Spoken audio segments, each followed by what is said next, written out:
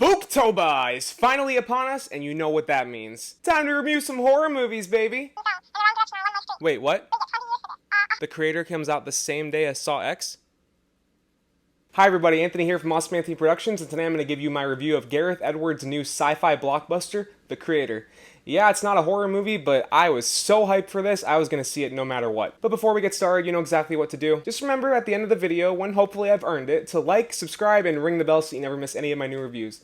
Now let's get into it. The Creator takes place about 40 years into the future at a point where AI has become so advanced, there's literally robots walking around that for all intents and purposes act very lifelike and have very hyper-realistic personalities. They hold jobs, they perform medical procedures, they join the military and the police force. This was even taken to the point of creating simulants, lifelike AI robots that blur the line so much between AI and reality. I mean, they have skin. But anyways, after a nuclear warhead is detonated in Los Angeles, the US blames the AI and completely bans it, except for the continent of New Asia, where they are constantly making improvements and just advancing AI technology as far as they can. This has put the US and New Asia into a full-out war, because the US just wants to shut down all the AI, and that led to them creating a super weapon, the Nomad Station, basically a much smaller Death Star, but it sends out devastating missiles instead of planet-destroying rays.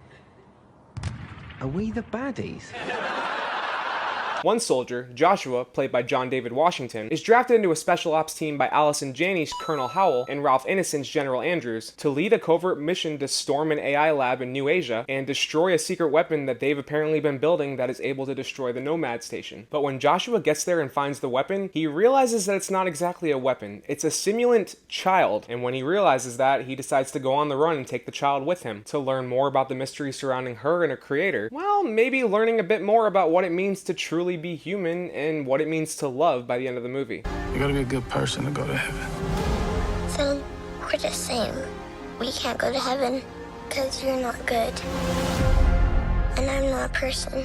Sorry for how long-winded that was. This is kind of a hefty story. Okay, so in terms of like sci-fi, big blockbuster movies, this was one of my most anticipated movies of the year, and I have to say that it definitely met my expectations in a lot of places, and in some places it even blew them out of the fucking water. So I'm about to start gushing about it. Though, in true critic fashion, I do have a couple of complaints that I couldn't really get past, because as brilliantly as this movie comes together, there's a few pieces that don't really come together that well, and made me raise my eyebrow. The Rock style, of course. But to start with what's great about this movie, just look at this shit. Before we even get into the brilliance surrounding the story, the emotional weight, and everything like that, the visuals alone are enough to make a grown man cry. It's enough to make a grown man cry, and that's okay.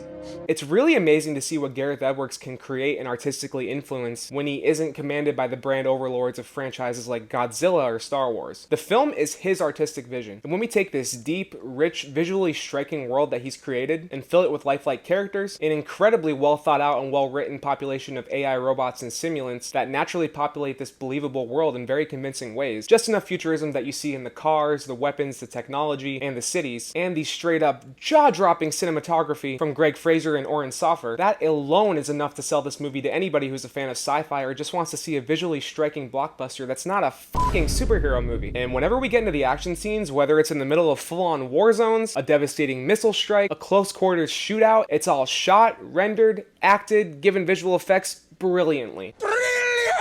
Speaking of the acting, I really have to give praise to John David Washington as Joshua. I already knew this dude was a great actor, and though I feel like I'm one of the only YouTube critics that really enjoyed Tenet, even I can admit that that movie and the nature of Nolan's very stilted, stoic dialogue didn't really give him that much of a chance to show off his range. Hell, his character didn't even have a proper name. I'm the protagonist. But here, Washington knocks it out of the park and shows just how immense his range actually is, balancing action badassery with occasional pretty good comedic timing and a whole heap of heart. The trailers made it so obvious how Joshua's relationship with the simulant child, who he calls Alfie, played by Madeline Boyles, would be the emotional core of the movie, kind of echoing something like Grogu in The Mandalorian or Joel and Ellie. What do you want from me? Admit that you wanted to get rid of me the whole time. Oh, baby girl. It's okay. It's okay. Joel?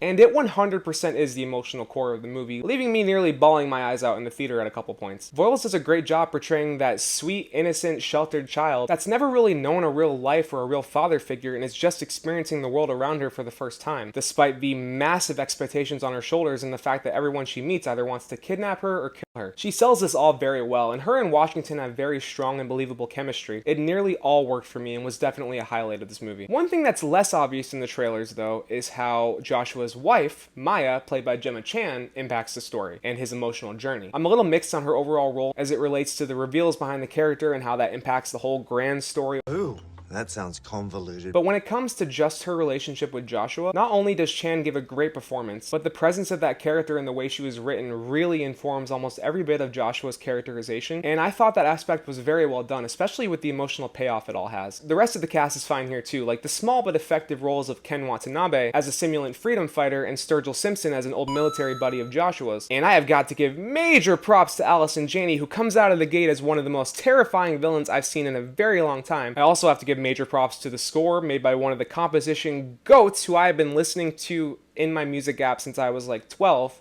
Hans Zimmer. And it suits every moment of this epic film, and actually drives the emotion even harder in a few scenes, especially a couple of those scenes that I was crying in. Lastly, on the praise for this movie, I have to give praise to Gareth Edward and Chris Weiss's script, which balances all of the elements I mentioned above very well, aside from one aspect that I haven't brought up yet, but I'll get to that. Characters are smart and have believable and realistic goals and motivations. The world is incredibly well thought out and realized, and most of the themes in the story regarding militarism, the advancements of technology and how terrifying that can be, and the blurred lines of humanity and AI are very well thought out and intriguing. That being said, Don't get me started!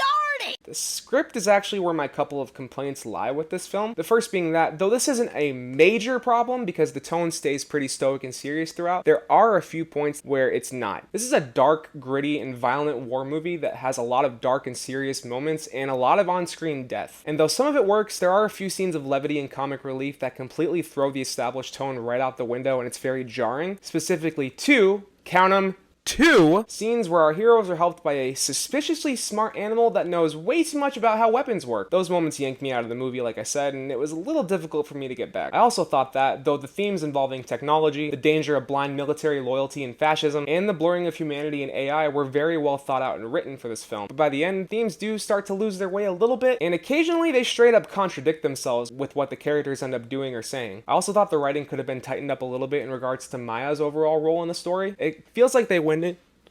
Oh shit. Whoops. There it is. It feels like they went into writing her role knowing that she needs to be like an emotional driver for Joshua and his journey, but it feels like as the movie and the script went along, they were sort of making up what her role would be as they went along, and it kind of feels like they did their best to haphazardly tie a bow on it at the end, even though her and Joshua have an incredibly emotional core of the film, and I really love the ending. So yeah, besides those few issues in the script and the occasional off tone, this is a brilliant sci-fi blockbuster that absolutely crushes it on an $80 million budget. Take notes, Disney and Warner Brothers. This movie made $80 million look like $300. Meanwhile, you guys can take $300 million and make it look like $20 and a guy hanging out on a computer using After Effects. That was a bit of a tangent. Anyway, this is a visual masterpiece of a film with stellar action scenes, an incredibly relevant and strong story regarding AI, militarism, and the true meaning of love and humanity, complemented by a well thought out and populated world, a great cast of strongly written characters, a phenomenal score, and strong emotional weight that propels the movie forward at an efficient pace. And that's my review of The Creator. If you like this review, you know exactly what to do. Please leave a like, subscribe, and ring the bell so that you never miss any of my new reviews. While you're at it, you can check out the links to my socials in the description below, leave a comment with your thoughts, and if you want more of my content, you can click or tap on these cards right here. It'll take you to my review of It Lives Inside, or just over to my channel where you can check out my reviews, my shorts, and my old shit. Thanks for watching, everybody, and I will see you next time for my review of The Exorcist Believer, so we can finally start Spooktober properly.